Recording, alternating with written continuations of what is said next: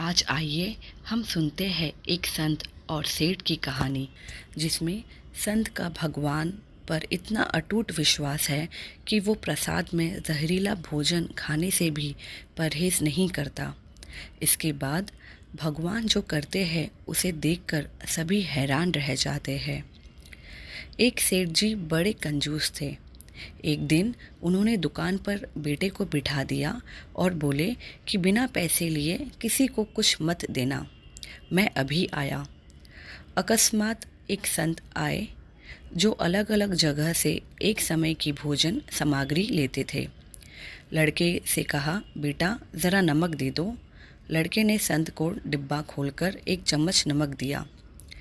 सेठ जी आए तो देखा कि डब्बा खुला पड़ा था। सेठ जी ने कहा कि क्या बेचा? बेटा बोला, एक संत जो तालाब पर रहते हैं उनको एक चम्मच नमक दिया था। सेठ का माथा ठनका। वो बोले, अरे मूर्ख, इसमें तो जहरीला पदार्थ है। अब सेठ जी भागकर संत के पास गए। तब तक संत भोजन बनाकर भगवान को भोग लगाकर खाने की थाली लेकर बैठ चुके थे। सेठ जी दूर से ही बोले, महाराज रुकिए, आप जो नमक लाए थे वह नमक नहीं था बल्कि जहरीला पदार्थ था।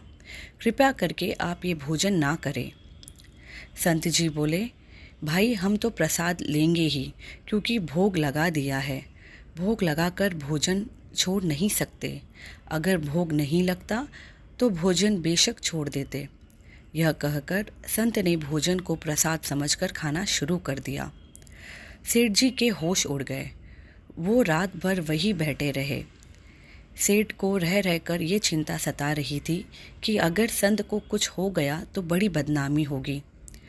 रात में अगर तबीयत बिगड़ी तो कम से कम वैद्य को दिखा देंगे। सोचते सोचते उसे नींद आ गई। सुबह रोज की तरह संत जल्दी उठ गए और नदी में स्नान करने लगे। सेठ जी ने कहा, महाराज तबीयत तो ठीक है। संत बोले, भगवान की कृपा है। इसके बाद वे पूजा के लिए मंदिर चले गए। जैसे ही संत ने मंदिर का द्वार खोला तो देखा कि भगवान के श्री विग्रह के दो भाग हो गए हैं और शरीर काला पड़ गया है। ये देखते ही सेठ को सब समझ आ गया कि भक्त के अटल विश्वास को देखकर भगवान ने भोजन का जहर भोग के रूप में स्वयं ग्रहण कर लिया और भक्त को प्रसाद ग्रहण कराया।